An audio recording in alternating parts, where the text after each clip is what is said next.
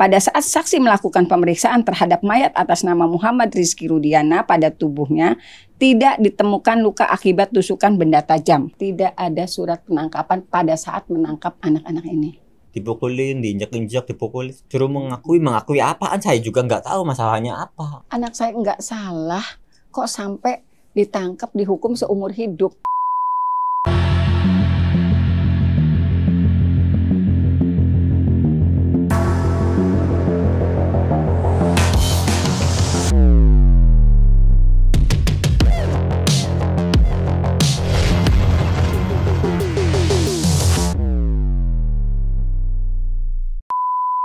Hai guys, welcome back to Ngobrol Asik. Dan siang ini aku kedatangan ada Ibu Titin sebagai pengacara dari Mas Saka dan Mas Sudirman ya. Juga ada Mas Sakanya dan kakaknya dan juga orang tua dari Mas Sudirman. Pertama-tama terima kasih sudah mau hadir di podcast saya dari Cirebon langsung ya Bu ya. Mungkin di awal saya ingin Bu Titin sedikit menjelaskan kejadian dan mungkin kronologi, karena kan saya suka melihat apa yang Ibu jelaskan di media sosial gitu tentang kejadian yang Ibu rasakan menurut versi Ibu di tahun 2016. Mungkin Bu Titin bisa menjelaskan buat penonton saya apa sih kejadian yang memang Ibu rasakan di tahun 2016 dan menurut versi Ibu inilah kenyataannya yang terjadi gitu.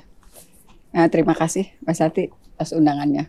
Ini saya membesarkan hati Saka hadir ke sini. Terima kasih. Dengan berbagai pertimbangan, saya ambil Mbak Santi kayak saya tahu mungkin akan bisa menguatkan seorang anak. Tuh. Kalau Mbak Santi tahu apa yang terjadi, sedih dari sisi keibuannya. Saya, kalaupun saya harus menjelaskan, saya berdasarkan fakta persidangan ya Mbak. Saya nggak akan lepas dari itu. Jadi saya terima kuasa dari Saka dan dari Sudirman. Jadi peristiwanya itu terungkap di fakta persidangan pada tanggal 27 Agustus 2016 ada informasi kecelakaan. Yang meninggal itu 2 orang, tapi 1 orang laki-laki, 1 orang perempuan. Nah, di fakta persidangan terungkap bahwa salah satu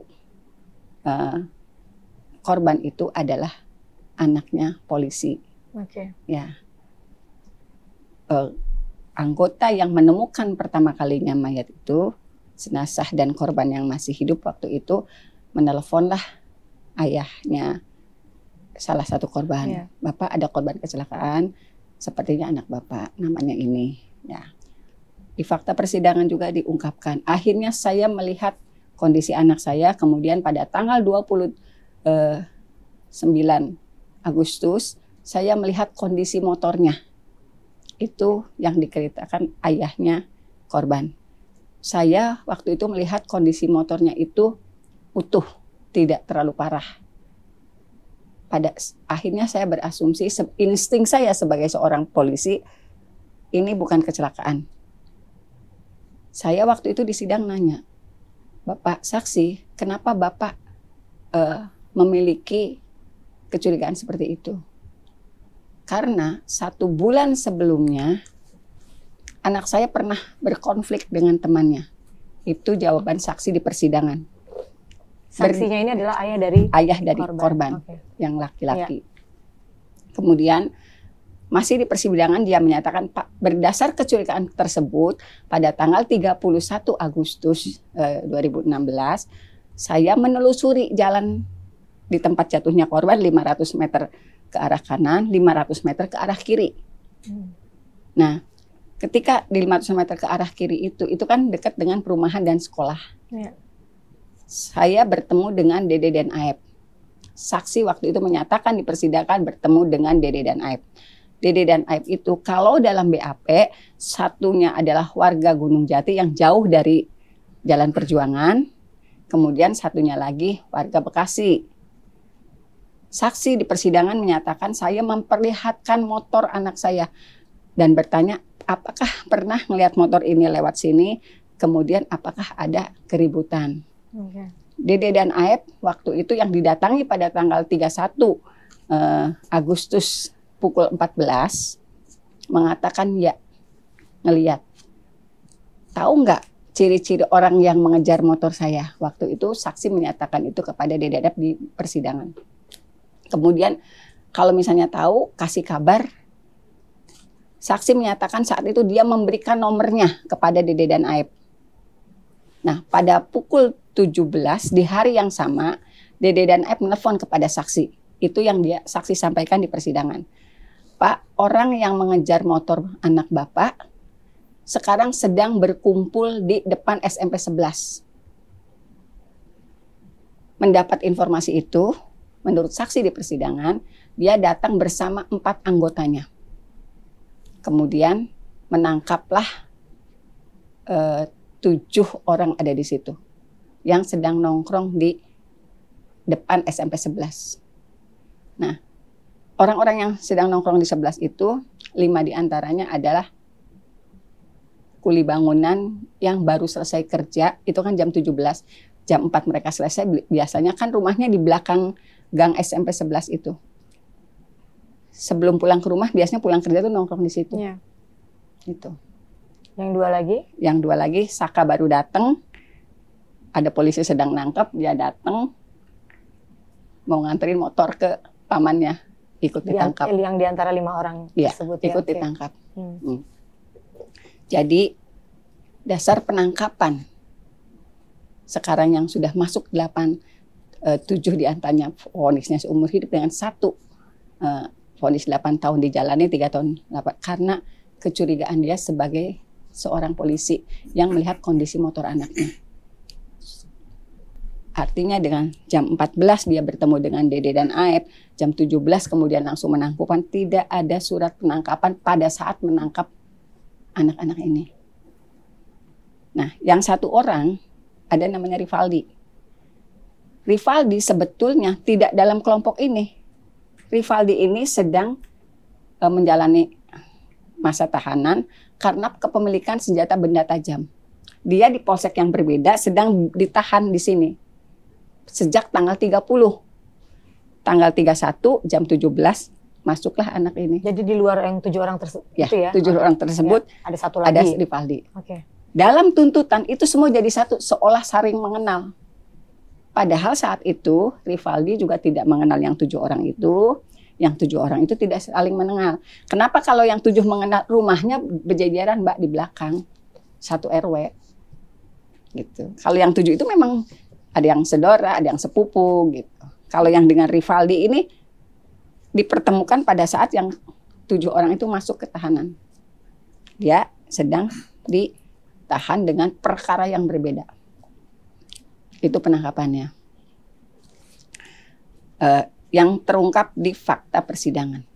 Kemudian, kenapa saya menganggap ini salah tangkap?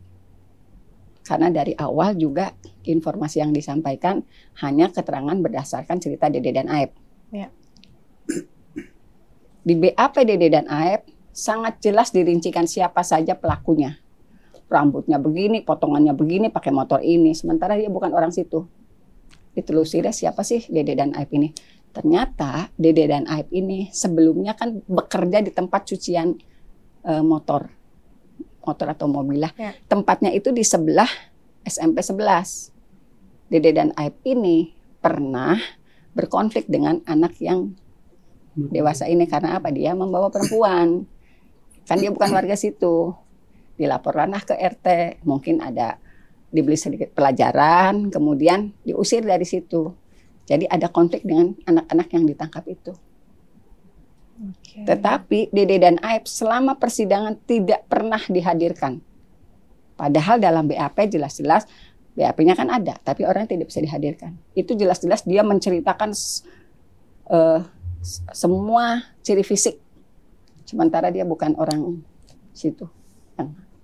Nah, fakta-fakta yang terungkap di persidangan kan kemudian tuntutannya adalah, kalau kronologis tuntutannya gini Mbak. Saya jelasin kronologisnya dulu. Kronologis dalam tuntutan ini, anak-anak ini sedang berkumpul di depan warung Bu Nining. Okay. Yang sekarang divonis itu sedang berkumpul di warung Bu Nining. Kemudian melajulah korban. Mereka berteriak, woi, woi, woi, terus dikejar. Setelah dikerja sampailah di jembatan Talun yang posisi kecelakaan itu kan. Dari situ 2 anak itu dipukulin dalam tuntutan ya, dipukulin. Kemudian setelah tidak berdaya dibawa lagi berboncengan ke belakang showroom. Showroom itu posisinya ada di depan SMP 11. Kalau versi tuntutan jaksa di pengadilan. Di belakang showroom itulah dianiaya lagi. Kemudian juga ada cerita yang beredar seperti di belakang showroom itu oleh para pelaku ini. Kalau dalam tuntutan. Kemudian dalam tuntutan bunyinya meninggalnya salah satu korban akibat menusuk dengan menggunakan samurai ukuran pendek sebagian perut sebelah kiri sebanyak 1 kali sehingga akhirnya korban Muhammad Rizky Rudiana meninggal dunia. Ini tuntutannya bunyinya seperti ini. Untuk korban yang laki-laki korban yang laki-laki. Kalau korban yang perempuan tidak dijelaskan spesifik tapi ada dari visum. Gitu. Sedangkan fakta yang di persidangan ini hasil visum. Hasil visum itu ketika korban ini dibawa ke rumah sakit, kemudian diperiksa oleh Dr. Rahma. Bunyinya, pada saat saksi melakukan pemeriksaan terhadap mayat atas nama Muhammad Rizky Rudiana pada tubuhnya tidak ditemukan luka akibat tusukan benda tajam dan hanya luka terbuka di bagian dahi dan punggung tangan kanan, dan akibat dari apa saksi tidak tahu karena itu bukan kewenangannya untuk menjelaskan. Ini dari dokter yang pertama kali menerima. Kemudian karena ada laporan bukan kecelakaan akhirnya pembunuhan kan akhirnya diotopsi ulang. Ya. Hasil otopsinya berdasarkan pemeriksaan otopsi yang meliputi pemeriksaan luar dan dalam, penyebab kematian yang dialami oleh jenazah Muhammad Rizky Rudiana adalah pada mayat laki-laki berusia sekitar 16 tahun ini tampak mayat dalam kondisi membusuk, terdapat tanda-tanda trauma tumpul pada kepala berupa patah tulang, atap tengkorak bagian depan dan belakang patah tulang, dasar tengkorak, patah tulang rahang atas dan patah tulang rahang bawah yang dapat mengakibatkan kematian. Jadi tidak ada tusukan itu? Tidak ada. Kalau di sini dijelaskan tidak ada luka tusuk pada saat pertama kali diterima. Di dalam hasil otopsi tidak ada luka tusuk. Bahkan yang otopsi yang kedua ya? Iya. Dengan dasar ini masih di BAP di dalam persidangan terungkap pula sebetulnya siapa sih yang menemukan yang pertama kalinya korban di jembatan itu. Anggota Polsek Talun, karena kan berdekatan Mbak. Di dalam persidangan saya nanya, waktu kondisinya ditemukan posisinya seperti apa? Korban yang laki-laki, genangan darahnya hanya ada di bawah tubuh korban laki-laki.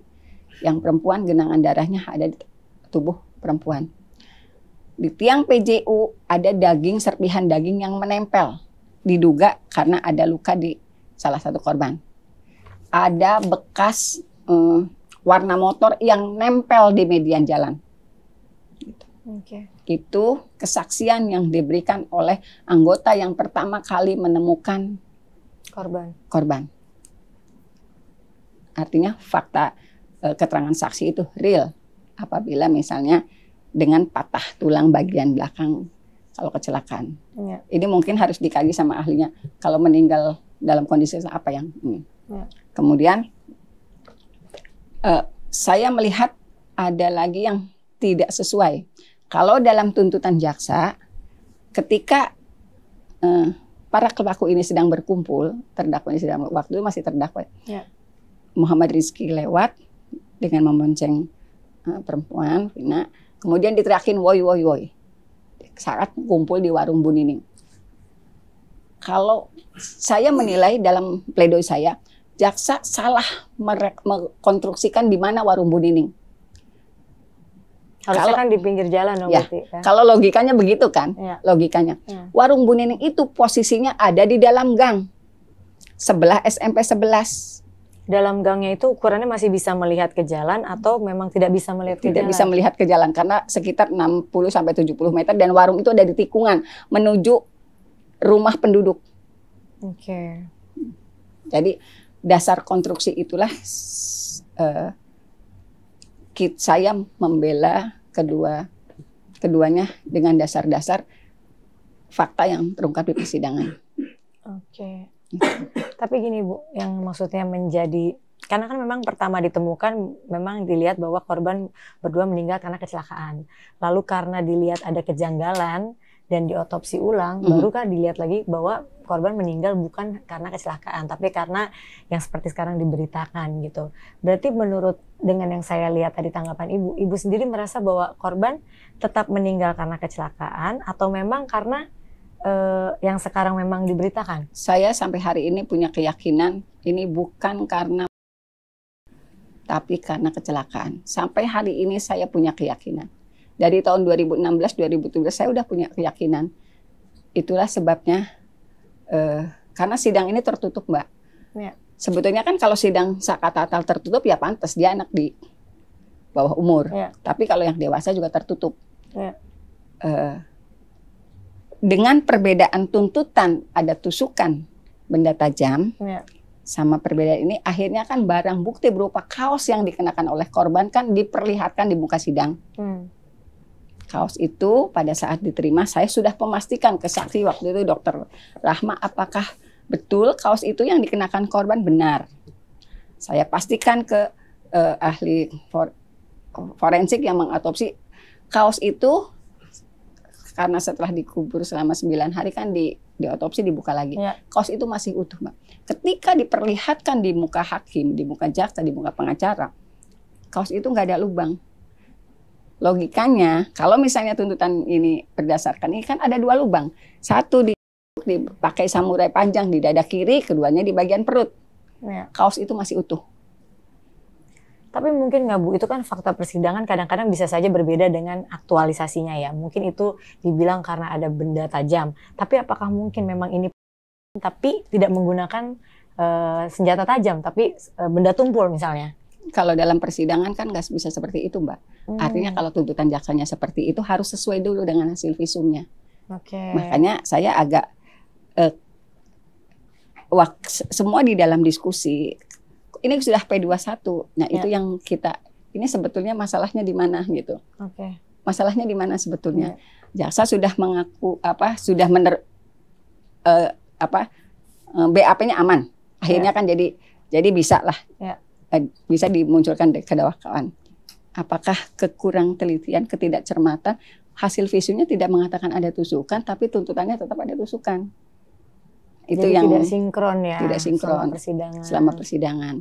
Kemudian hal-hal lainnya pada akhirnya sehebat apapun misalnya kita berusaha berargumen di persidangan, karena terus terang aja beberapa saat sidang juga saya sih tidak menyebut itu intimidasi ya, barangkali kasar banget, tapi memang di ruang sidang yang terhormat yang biasanya orang tumpang kaki begini aja nggak boleh itu dalam persidangan, karena sidangnya juga tertutup, kita tidak melihat, orang lain tidak melihat apa yang terjadi. Jadi ada salah satu anggota kepolisian yang dimintai keterangannya berkaitan dengan mereka kan semua dalam persidangan itu kenapa tidak melakukan tapi menjadi terdakwa. Ya. Semua mengatakan yang 8 ini kami tidak kuat dengan siksaan saat penangkapan. Itu terungkap di persidangan. Kenapa dicabut BAP-nya? Karena terpaksa mengaku karena tidak tahan dengan siksaan. Itu. Nah, saksi itulah dihadirkan setelah memberikan keterangan atas sanggahan para terdakwa yang saat itu tidak merasa melakukan perbuatan yang dituduhkan dalam tuntutan ini. Saksi di muka sidang yang terhormat, di muka majelis hakim, di muka jaksa, pulang membanting pintu, Mbak. Padahal biasanya ruang sidang angkat kaki aja gini nggak boleh. Nggak ada hakim yang membolehkan saksi siapapun duduk sambil angkat kaki. Tapi itu bisa banting pintu. Artinya kita kaget, hakim kaget, jaksa kaget. Artinya siapa sih sebetulnya yang saat itu juga tidak berdaya terhadap saat permasalahan? Semuanya sebetulnya. Kenapa tidak ada reaksi dari hakim, tidak ada reaksi jaksa, tidak ada reaksi juga, apalagi kita sebagai pengacara gitu. Jadi kenapa pada akhirnya saya menjelaskan hari ini sebetulnya saya tidak menjelaskan dari hari ini, Mbak. Saya sudah jelaskan dari 6 tahun 2016-2017. Saya selalu mengemuka setelah sidang, Bu, gini ketika wartawan nggak bisa ngeliput di dalam. Bu, apa sih yang terjadi di dalam? Saya jelasin, ini loh barang bukti yang dihadirkan aja udah nggak ada ini. Kan saya jelasin, ini semuanya saya jelaskan. Termasuk saya juga sudah melakukan berbagai upaya untuk menyatakan ini ada masalah di dalam perkara ini. Saya sudah melaporkan ke Propam Polda Jabar karena waktu itu kalau misalnya sekarang beredar foto-foto itu tahun 2017 sudah ada, Mbak. Foto itu sudah ada dan kita sudah melaporkan ke Propam Polda, anak yang boncor-boncor itu sudah ada dari 2017. Saya sudah melaporkan Propam Polda Jabar, saya sudah memator ke Komnas HAM, sudah sampai ke Komisi Yudisial. Kita sudah laporan, cuman memori saya yang saya ingat hanya Komisi Yudisial yang manggil. Cuman follow up-nya gimana saya juga nggak paham. Saya bawa saksi kakaknya Selis yang memang betul-betul kita menghadapi berupaya. Kalau disebut di situ mencari keadilan sejak 2016-2017. Satu hal yang mungkin saya juga kan meminta pertolongan media gitulah. Artinya dulu ini ada yang nggak benar loh, itu nggak ada yang bikin, Mbak. Hanya sedikit sekali. Saya tanyalah, kenapa sih berita ini kan keraguan saya di persidangan gitu. Ini ada yang tidak beres, kenapa tidak terekspos gitu. Ada salah satu wartawannya, kita dilarang bikin. Ini saya baru ngomong ke sekarang, Mbak Santi.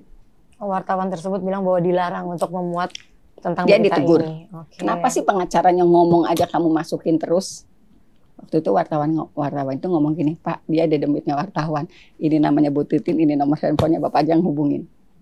Saya ingat betul ketika saya tanya, kenapa kamu bikin berita begitu menarik kok nggak ini? Saya kan ngomongnya fakta persidangan yang tidak bisa kamu lihat, kenapa nggak bisa turun? Saya baru ngomong sekarang ke Mbak Santi. Saya baru ngadunya ke Mbak Santi, saya perempuan, Mbak. Tapi gini Bu Titin, mungkin ya, Ibu Titin ini kan akan menjadi kontroversi nih apa yang Ibu bicarakan karena tidak sesuai dengan apa yang sekarang memang diberitakan gitu permasalahannya. Mungkin orang juga akan bilang bahwa Bu Titin kan memang pengacara dari kedua pelaku, jadi akan mungkin memberikan tanggapan yang berbeda dengan apa yang terjadi sekarang. Mungkin nggak Bu, kan ini Ibu bilang adalah korban salah tangkap ya, mungkin kita ke situ dulu. Kalau ini korban salah tangkap, mungkin nggak kalau memang sebenarnya kejadiannya bukan kecelakaan, tapi mungkin kejadiannya benar seperti versi yang sekarang beredar dan lain-lain, tetapi memang mungkin salah tangkap gitu, karena saat itu susah untuk menemukan siapa pelaku sebenarnya atau mungkin ada sesuatu yang terjadi yang membuat tidak bisa menemukan pelaku yang sebenarnya. Mungkin nggak Ibu ada kepikiran begitu atau Ibu tetap dengan pemikiran bahwa enggak ini kecelakaan? Kalau saya ngomong berdasarkan fakta persidangan, saya yakin ini kecelakaan. Tapi asumsi orang, terutama orang tuanya misalnya, kan yang tahu pertemanan anak itu orang tuanya, Mbak. Kalau dia berasumsi misalnya ini ada masalah dengan orang lain, karena kan sudah disampaikan di persidangan. Kenapa saya curiga ini bukan kecelakaan tapi ada unsur kesengajaan, taruhlah karena anak saya sebulan sebelumnya sudah berkonflik dengan orang tersebut yang sekarang DPO maksudnya, ini ya. Saya nggak paham karena sebenarnya di persidangan tuh nggak ada, Mbak, istilah DPO tuh nggak ada. Dalam persidangan itu nggak pernah dibahas namanya DPO tuh. Jadi di persidangan itu cuma ada 8 orang ini. Ya, maksudnya fakta yang diungkapkan itu hanya masalah yang berkaitan dengan ke-8 orang ini.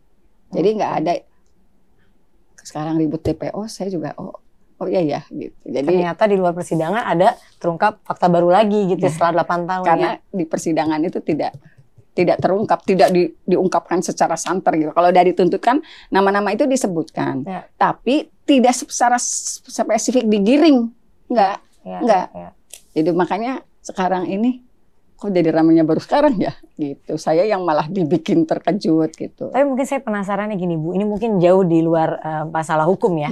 kan memang terjadinya masalah ini dan kontroversi yang terjadi baru-baru ini lagi karena memang ada sahabat dari salah satu korban yang katanya dimasukin oleh korban dan menceritakan kronologis cerita yang sebenar-benarnya terjadi pada korban. Jadi itu kan bukan hanya di film, tapi memang ternyata kejadian itu ada, bahkan ada suara yang sekarang kita semua bisa dengar gitu, suara almarhum yang mengatakan bahwa memang beliau tidak meninggal karena kecelakaan. Pendapat dari Bu Titin itu gimana? Saya nggak mau berpendapat masalah itu, Mbak. Berpendapat masalah filmnya aja saya nggak mau. Itu fiksi. Saya ngomong fakta. Saya nggak mau bicara masalah itu. Jadi kalau misalnya tanya filmnya nonton enggak. Kan fiksi. Saya juga belum. Cuman dengar situ. Oh ya berarti itu sebetulnya saya nggak mau mengomentari masalah yang fiksi. Saya juga tidak mau mengomentari masalah sahabatnya yang kerasukan itu. Saya nggak pernah ngomong begitu juga. Artinya apa yang saya sampaikan benar itu yang hanya terjadi. Sesuai fakta hukum yang saat itu Ibu jalani 2016. Ya, 16-17. Mungkin sekarang saya boleh nanya ya ke Mas boleh, Saka sendiri. Mas Saka, kalau boleh balik ke tahun 2016 itu, Mas Saka boleh cerita nggak sih kenapa Mas Saka merasa waktu itu bahwa saya tidak melakukan apa-apa tapi kok saya ditangkap gitu. Memang pada hari kejadian itu Mas Saka sebenarnya lagi ngapain? Hari tanggal pas kejadiannya dulu. Hari kejadian dulu waktu itu saya ada di rumah. Ya. Sama kakak saya, paman saya. Ya. Dari sebelum maghrib nyampe malam. Oke. Jam 11 kurang saya pindah. Oke. Karena teman saya motornya rusak, radiatornya. Udah kontakkan juga sama temennya yang di bengkel. Bengkel masih buka enggak? Bilang masih. Ya udah kalau mau dibenerin sini aja. Ya udah. Jam 11 kurang saya pindah mau ke bengkel. Sebelum nyampe ke bengkel kan ada jalan layang tuh. Di bawahnya kan ada perumahan. Dari kejauhan juga udah kelihatan ada polisi. Jadi tapi saya nggak sempat lewat. Pas peristiwa itu, Mbak. Pas peristiwa itu. Oke. Nah, nggak sempat lewat. Biasanya kan di situ kan emang biasanya ada razia. Teman-teman saya sama saya kan nggak pakai helm. Jadi pasti menghindar dari lewat situ. Iya. Oke, terus Mas Saya Saka kemana tuh? Puter balik. Tapi arahnya tetap ke bengkel. Jadi nyari jalan tikus tuh, Pak. Iya. Habis itu saya ke bengkel, kumpul semua sama yang lain juga di bengkel. Di bengkel sampai pagi, pulang subuh. Kenal semua tuh sama orang yang ada di bengkel? Kenal. Oke, terus? Waktu itu boncengannya sama siapa aja? Sama paman saya. Oke. Sadikun. Oke, lalu? Habis itu kan nyampe subuh di situ. Subuh pulang ke rumah tidur. Ya. Karena dia nggak sekolah, Mbak. Oke. Terus abis tidur itu kejadian pas penangkapannya gimana? Silang 3 hari. Selang 3 hari? Saya baru bangun tidur juga, main ke rumah nenek saya. Oke. Itu juga ada teman saya juga. Habis itu kan ada adiknya si Eka Sandi. Adiknya juga disuruh ngisi bensin. Saka mau nggak? Anter mana? Ngisi bensin. Awalnya saya nggak mau. Tapi ya udahlah sekali mau main bola juga. Akhirnya Saka mau. Terus langsung Saka ngisi bensin sama Aldi, adiknya si Eka Santi. Habis ngisi bensin, Saka mau nganterin motornya. Yang punya motornya ada di SMP 11. Pas baru nyampe di SMP 11, yang punya motor itu udah dimasukin tangkap polisi semua. Saka nyamperin situ. Jadi polisi lagi nangkep, dia nyamperin, Mbak. Jadi Saka lihat lagi ada penangkapan polisi ke sana, Saka masuk. Ya, karena mau nganterin motor yang Eka Sandi itu. Oke, terus langsung Saka juga dibawa. Tanpa penjelasan apapun. Nggak dikasih tahu masalahnya apa, nggak dikasih tahu. Saka nanya nggak kenapa saya dibawa gitu. Langsung dibawa aja, nggak nanya sama sekali tuh polisi juga. Oke, langsung dibawa ke kantor polisi. Terus saat di kantor polisi apa yang terjadi? Dimasukin ke ruangan, nggak tahu ruangan apa juga, itu belum dimasukin ke sel. Jadiin satu, habis jadiin satu, ada satu Sudirman dari keluarga ibu ini dipisah. Sama dipukulin, saya juga dipukulin sama polisi, diinjak-injak, dipukulin. Terus sampai suruh mengakui apaan, saya juga nggak tahu masalahnya apa. Silang berapa hari, tetap aja dipukul kayak gitu. Terus ada Sudirman mengakui bahwa kejadian itu, tapi saya juga nggak tahu mengakui apa, penyebabnya juga nggak tahu, masalah juga nggak tahu. Saka sama Sudirman saling kenal? sekedar kenal. Sekedar kenal. Oke. Karena satu kampung. Apa yang membuat Sudirman saat itu dipisah dari kalian?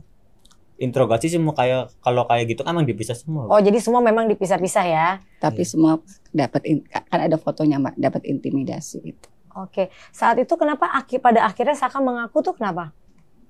Karena ada dari tuduhan si Diman, terus ada perasaan juga dari polisi dipukulin sampai di situ. Walaupun dikasih makan juga, dikasih makan nasi bungkus dilempar ke lantai, suruh dimakan. Kalau nggak dimakan, dipukulin lagi sama polisinya. Oke. Lalu akhirnya kapan momen Saka akhirnya mengaku tuh gimana? Udah silang berapa hari. Apa yang terjadi? Ya Saka udah gak kuat lagi, udah lemas ya. Udah nggak sanggup nahan pukulan lagi. Sama Jitrom juga udah nggak bisa apa-apa. Lalu Saka bilang bahwa ya saya melakukan gitu. Iya. Oke. Mas Saka sendiri ikut dalam perkumpulan geng motor? Enggak. Motor aja sampai sekarang nggak punya. Oke. Dan Mas Saka sampaikan semua itu pada saat diinterogasi? Diinterogasi juga tetap kayak gitu aja. Tapi tetap polisi suruh mengakui bukan kesalahan saya. Tetap dipres. Oke. Lalu kenapa pada saat sidang, pada saat vonis, Mas Saka berbeda sendiri keputusannya dengan 7 pelaku yang lain? Kalau Undang-Undang Peradilan Anak kan ya. Usia itu 15 tahun ya Mbak. Kalau saya itu usianya Saka 15 tahun. Dalam Undang-Undang Peradilan Anak kan untuk anak itu ancaman hukumannya berbeda. Jadi untuk apabila tidak boleh lebih dari 10 tahun. Gitu. Jadi karena Saka umurnya 15 tahun itu masuk dalam anak. Makanya ancaman hukumannya 10 tahun, kemudian putusannya 8 tahun. 3 tahun 8 bulan karena dapat remisi dan saya 2/3 sudah melaksanakan hukuman ya ini. Mungkin ada kelakuan baik dan lain-lain ya. Ya, jadi kalau dengan pasal yang sama, vonis untuk anak dengan untuk dewasa memang berbeda. Ya, karena tidak boleh melebihi dari 10 tahun itu. Kalau Mas Saka sendiri selama hampir 4 tahun ada di dalam gitu, apa yang kamu rasakan? Dan kamu kan merasa masih tidak melakukan gitu ya. Apa yang kamu rasakan selama hampir 4 tahun di dalam? Ya kalau dibilang benci emang saya benci sampai sekarang juga. Ya, itu kalau benci juga saya juga pilih-pilih tuh ini orangnya polisinya baik enggak. Itu tergantung dari dianya juga perilakunya. Lihat polisi. Oh, ya kan nggak semuanya begitu ya. Iya, ya. nggak semuanya polisi juga kayak gitu. Iya. Lalu kamu selama 4 tahun apa yang kamu buat di dalam? Di dalam saya sekolah lagi. Ikut sekolah. Kan lapas anak Mbak. Kalau lapas anak kan ada sekolah, ada edukasi di situ. Iya. Lalu sekarang Saka kan sudah bebas nih. Apa sih yang Saka harapkan dari semua kejadian yang sudah kamu jalani gitu? Sekarang apa harapan kamu sebenarnya untuk kasus ini? Kalau harapan saya pribadi saya kan nggak ngelakuin apa yang saya bukan perbuat. Kepengen nama saya tuh bersih lagi kayak dulu lagi. Nggak pengen dipandang sebelah mata sama orang lain. Kamu merasakan saat kamu keluar banyak orang yang memandang kamu sebelah mata? Ya kalau itu pasti ada aja. Jadi kamu ingin terungkap yang sebenarnya gitu ya. Kalau mungkin dari Mbak sendiri sebagai keluarga gitu, menduga bahwa ini sebenarnya salah tangkap, ini bukan adik Mbak yang melakukan. Tanggapan dari keluarga sendiri gimana sih Mbak?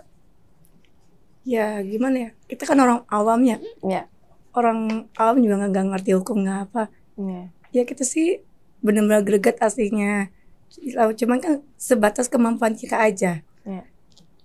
Kita juga konsultasi juga sama Bu Titin, harus gimana nih Bu, harus bagaimana Bu, dan kemana-mana dan harus kemana aja nih. Tapi ya sesuai dengan kemampuan kami gitu. Jadi harapannya sih maunya bebas, cuman kan kenyataannya tidak. Dan Mbak masih berpikir juga yang sama seperti Bu Titin bahwa sebenarnya ini.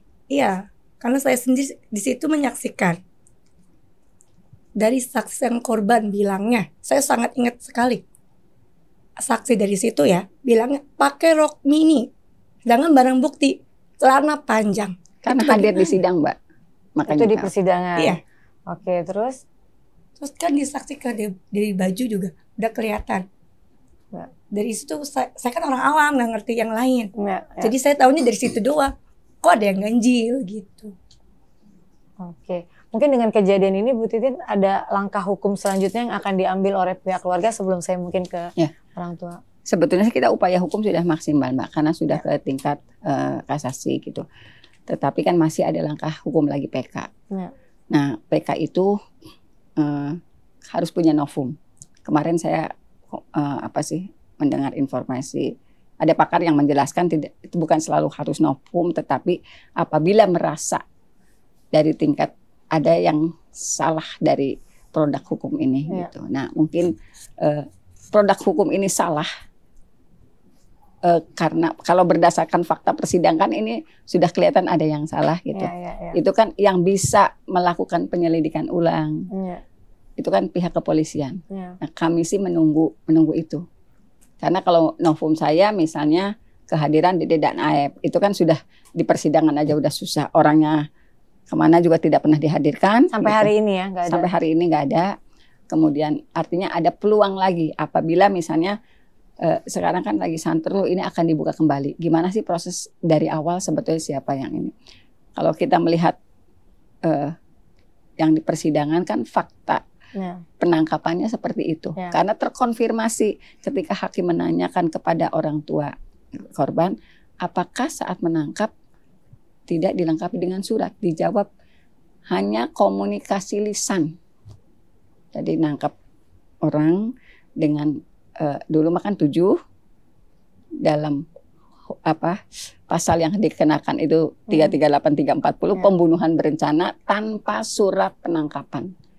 Saya nggak ngerti apakah itu masih penyidikan apa sudah penyelidikan atau udah masuk penyidikan. Saya nggak paham karena dalam waktu 3 jam langsung bisa mengambil kesimpulan ini pelakunya. Kemudian seperti apa yang disampaikan Saka ketika di Polres Cirebon Kota dia diperlakukan sebenarnya kalau masalah Sudirman dari 8 ini mohon maaf Sudirman itu seperti anak berkebutuhan khusus Mbak. Ini orang tuanya Sudirman, kondisinya seperti itu Sudirman tuh tidak pernah naik kelas ketika sekolah, malah makanya dia putus sekolah. Sudirman kalau dalam lingkungan rumah itu nggak ada temennya. Kalau ke anak sekarang mah kalau ngomong kagak nyambung kalau diajak ngomong karena memang secara ini tidak memiliki kebiasaan yang standar aja dia enggak. Nah kalau misalnya saya boleh bicara di luar persidangan, tetapi fakta yang saya lihat di pengadilan, sejak pertama Sudirman tuh sudah sampai muntah darah, Mbak. Dan mohon maaf ada kekerasan saat penangkapan, kemudian juga karena dia yang paling lemah tidak bisa mempertahankan diri, akhirnya kan hanya dia yang dianggap duluan yang bisa mengakui. Berimbas ke teman-temannya karena berkebutuhan khusus ya. Berimbas kan ke teman-teman lainnya. Karena nama-namanya ini. Jadi waktu sidang saya sampai melihat dia itu udah sebelum sidang kan dimasuk ke tahanan pengadilan ya Mbak. Itu dia muntah di situ. Saking terlalu seringnya dipukulin. Dan waktu dia masuk pakai masker itu kan hakim sempat nanya, "Kenapa kamu Sudirman?" Dia alasannya mungkin sudah di ini ya kalau bilang flu gitu. Padahal itu muntah. Sampai hakim gini, orang kamu kemarin nggak apa-apa flu bagaimana? Karena hakim juga kelihatannya paham dengan kondisi yang terjadi sebetulnya terhadap Sudirman. Jadi saya kebetulan memang pegang sakatala anak dan Sudirman. Mungkin saya langsung ke orang tua dari Mas Sudirman gitu. Ada orang mama papahnya ya. Ibu bapak gimana sih melihat anaknya yang menurut keyakinan ibu dan bapak anaknya tidak bersalah ya, gitu. Tapi kan fakta yang sesuai yang terjadi bahwa memang divonis umur hidup. Mungkin bisa diceritakan bagaimana menurut bapak? Ya. Sudirman tuh kayak gimana bapak di rumahnya? Dideketin aja pak. Dia kan selalu di rumah aja, nggak pernah main-main. Selalu di rumah terus kalau maghrib ke musola gitu aja. Pasti kalau ada orangnya tuh nggak kurang komunikasi lah gitu. Lalu pendiam. Yang orang tua jarang ngobrol, jarang apa gitu. Pada saat hari kejadian, Bapak tahu nggak keberadaannya dari Mas Sudirman ini ada di mana? Ya ada di rumah. Nah, cuma yang lihat cuman iya semuanya saudara semua. Ada semua melihat Iya. dia di rumah. Iya adiknya katanya ada di rumah. Lalu pada saat Mas Sudirman tertangkap dan Bapak pastikan menjenguk ke kepolisian, apa yang dikatakan oleh Mas Sudirman? Nggak ketemu. Nggak kalau- ketemu Mbak. Nggak ada yang ketemu Mbak Nggak boleh ketemu. sampai 2 minggu nggak ada yang ketemu. Oh, jadi selama di kepolisian nggak bisa bertemu ya? Nggak bisa. Jadi pertama kali Bapak dan Ibu ketemu dengan Mas Sudirman itu di mana? Pada saat Iya. sidang? Belum enggak pertama setelah udah ya dikasih surat penangkapan baru pengen ketemu tapi udah ke Bandung. Udah di Polda. Polda. Surat Penahanan, penahanan, bukan iya. penangkapan. Surat Iya, penangkapan penahanan. nggak ada. Iya, Udah dikasih Oke. surat, anak Iya, ditahan tahan. di Polda. Iya, gitu. Polda. Itu Bapak datang ke sana? Sana ya rame-rame semua yang ditangkap sama orang tuanya. Apa yang pertama kali Mas Sudirman katakan saat bertemu Bapak dan Ibu untuk pertama kalinya? Ya itu nangis-nangis saya demi saya nggak ngaku jadi kayak gitu. Semua anak-anak berlari semua. Sungguh saya demi nggak ngakuin, sebenarnya dipaksa udah ngaku gitu aja. Anak-anak semua kak. Setiap ketemu orang tua kayak gitu lagi, saya difitnah. Udah nangis malah. Oke, tapi memang kondisi Mas Sudirman itu memang berkebutuhan khusus ya? Iya. Orangnya pendiam lah, nggak pernah ngobrol-ngobrol sama orang tua. Gitu. Nggak suka naik kelas ya? Nggak Iya. naik kelas. Kalau terus sekolah ngumpet-ngumpet katanya sering bolos.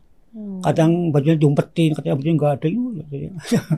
Itu orang mungkin kurang mampu. Nggak tahu. Oke, Bapak sama Ibu sekarang melihat kan anaknya divonis seumur hidup. Iya. Gitu. Apa tanggapan dari Bapak bagaimana? Ya mudah-mudahan cepat keluar terus ya supaya bersih namanya lah gitu. Jangan sampai namanya keteror kayak gitu. Oke, kalau dari Ibu sendiri gimana? Ya, nanti biasanya ada di rumah Bu, ada kejadian tuh nggak kemana-mana. Sudirman tuh ya, terus ngumpul-ngumpul sama teman-teman tuh Bu, Iya. di ciduk anak-anak tuh. Dan saya tuh kaget Bu ya orang tua ya, terus nangis saya tuh ya Allah dari di mana, kenapa?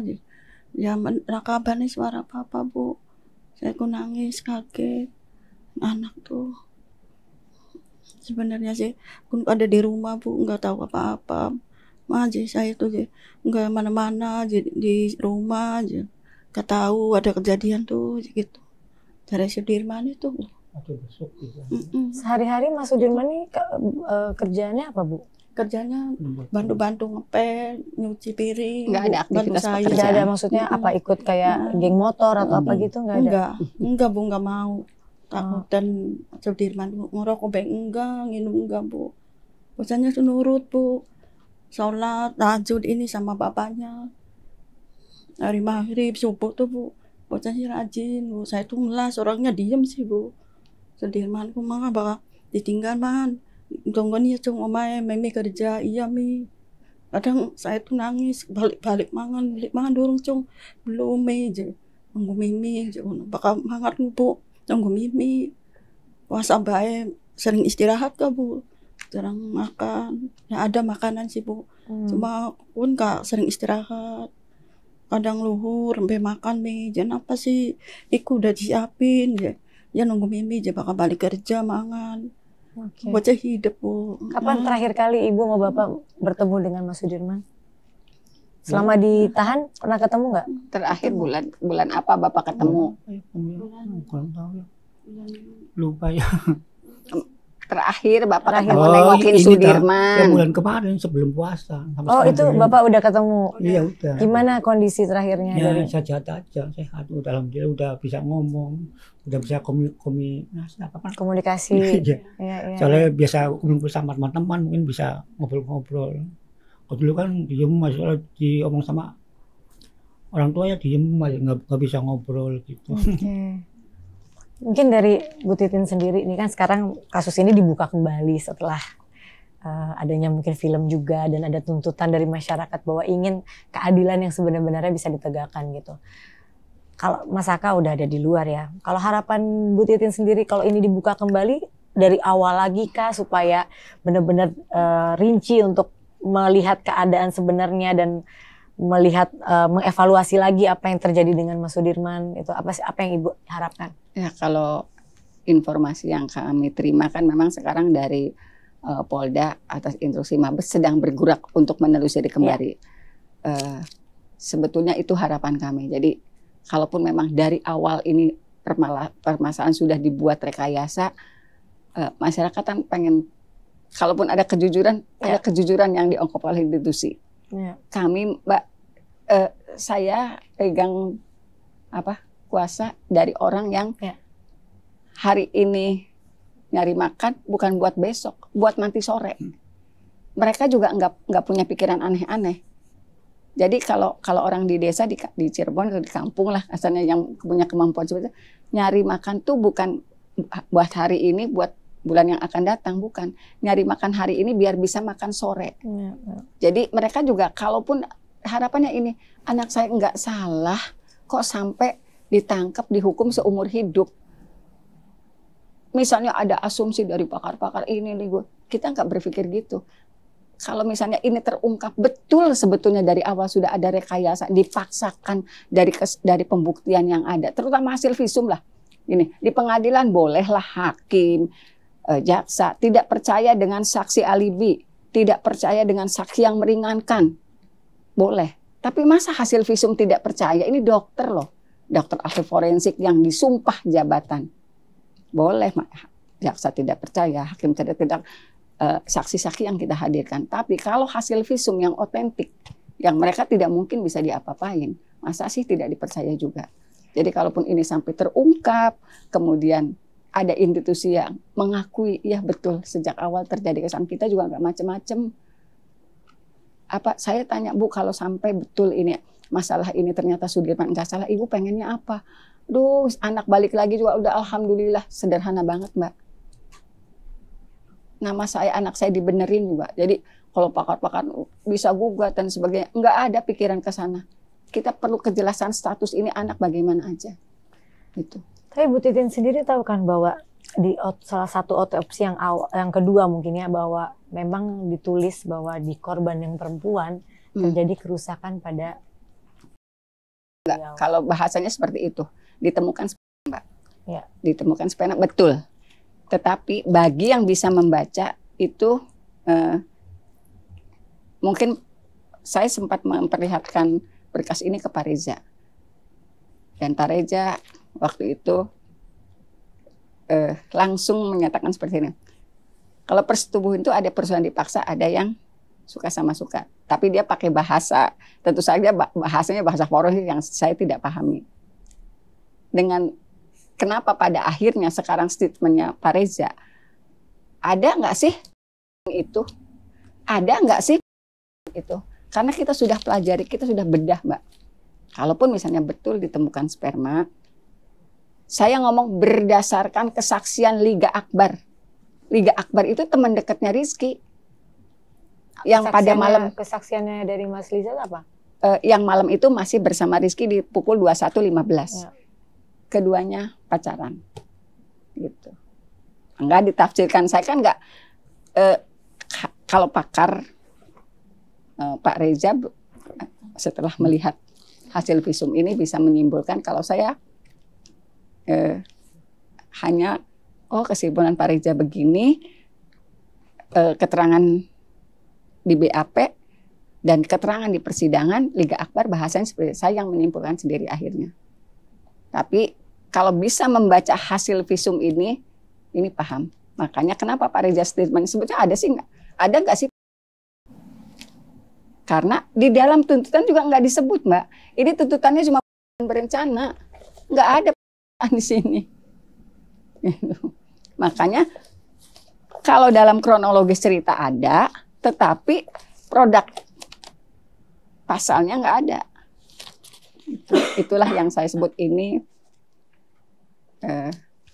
seperti rekayasa. Cukup ini ya, cukup rumit, membingungkan ya buat kita orang-orang yang awam gitu ya. Jadi memang saya mungkin semenjak nonton filmnya itu juga sangat-sangat menyayangkan dan sangat sedih gitu melihat kok.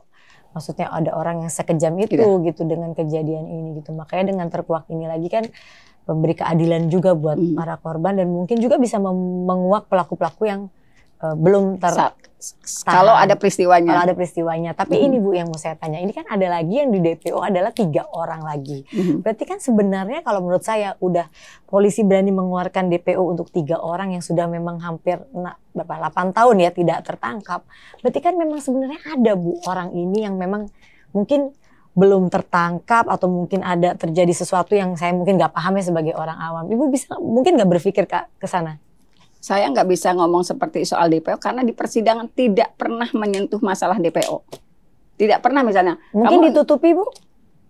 Karena kan sekarang beritanya karena ini siapa atau siapa ya kita nggak boleh seuzon juga atau kita asal menebak karena kan kita nggak tahu. Tapi kan beritanya santer nih bahwa ditutupi gitu kan mungkin aja Bu. Enggak lah, saya nggak berpikir begitu. Saya sih tetap punya keyakinan berdasarkan fakta persidangan, berdasarkan hasil visum ini bukan tindakan pidana. Ini kalau hasil visum kecelakaan gitu. Jadi saya sih tidak saya nggak mau. Saya tuh kalau ngomong DPO agak mau ketawa karena apa? Itu nggak pernah disentuh Mbak dalam persidangan. Tiba-tiba sekarang ramai DPO. Jadi kan kita yang bingung yang pengacara DPO tuh. Oke, mungkin ya, mungkin saya orang awam lagi bilang bahwa mungkin kalau saat itu ditutupi dan kalau memang suatu saat nih tertangkap nih, bukan katanya udah mulai ada titik terang bahwa akan tertangkap 3 orang ini. Berarti kan ada kejadian itu. Mungkin nggak Ibu jadi berpikir bahwa sebenarnya ada kejadian itu, tapi Ibu tetap sebagai meyakini sebagai pengacara kedua korban bahwa ya mungkin oke ada, tapi ya orangnya bukan kedua orang yang Ibu bela ini gitu. Kalau akhirnya tertangkap. Kalau akhirnya tertangkap saya nggak ngerti. Tapi kalaupun akhirnya tertangkap, saya kan ngacunya ke tuntutan Mbak. Sedangkan dari kronologis kejadian, dari lokasinya nggak ada. Maksudnya saya tetap nggak yakin.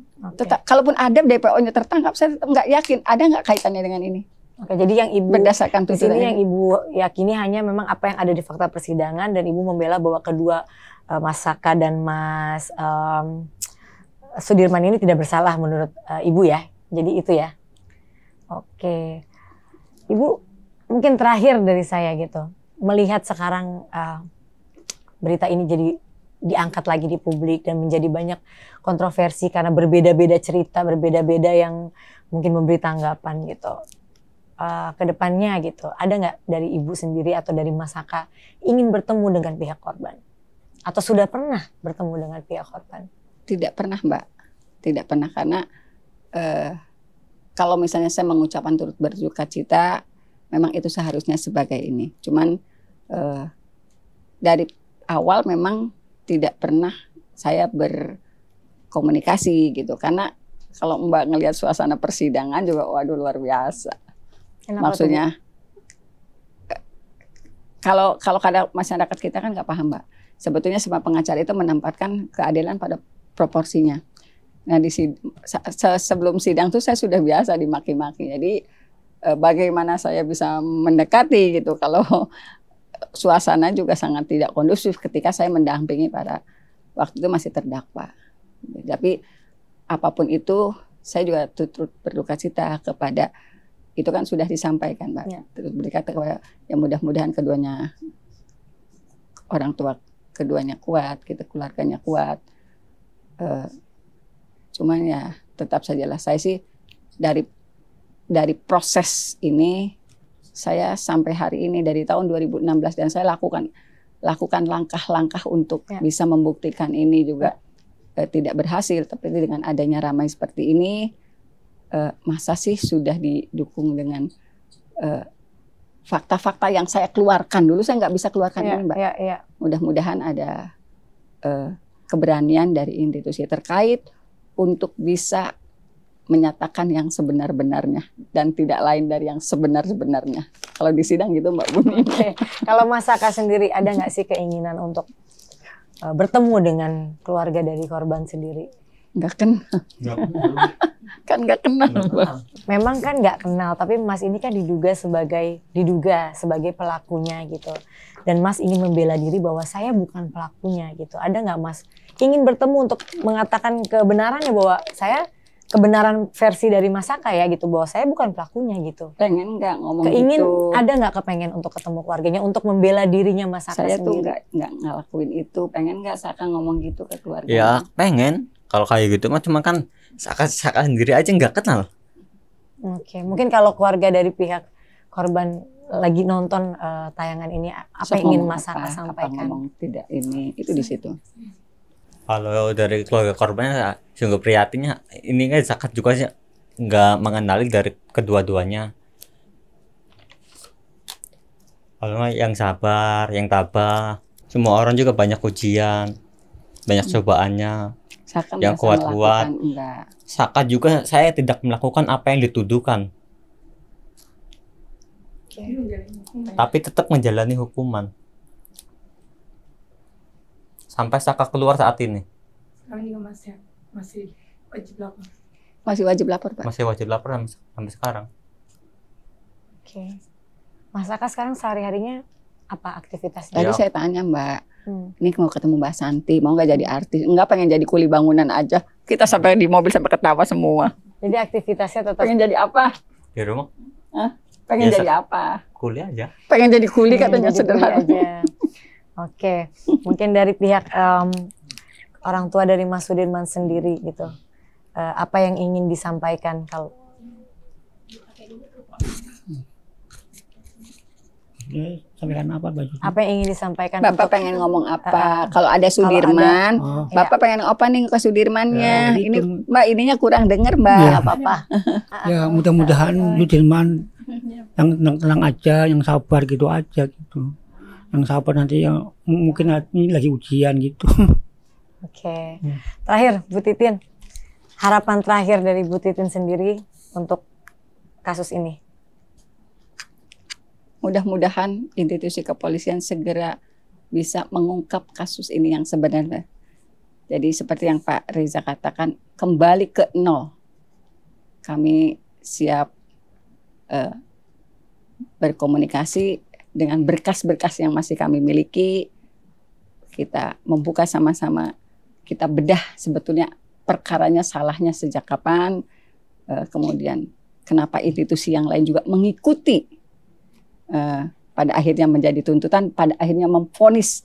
Saya tetap menganggapnya 8 orang ini bukan pelaku seperti yang tertuang dalam tuntutan.